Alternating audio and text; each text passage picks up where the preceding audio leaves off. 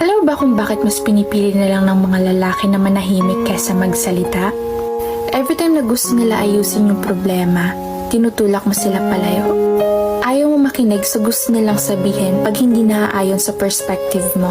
Sinusubukan nila yung best nila makipag-communicate, kaso ang nagiging dating sa'yo, nagiging toxic sila, nagiging manipulative sila, ginagaslight ka nila, kahit ang gusto lang naman nila is maintindihan mo yung bagay na pinapaliwanag nila.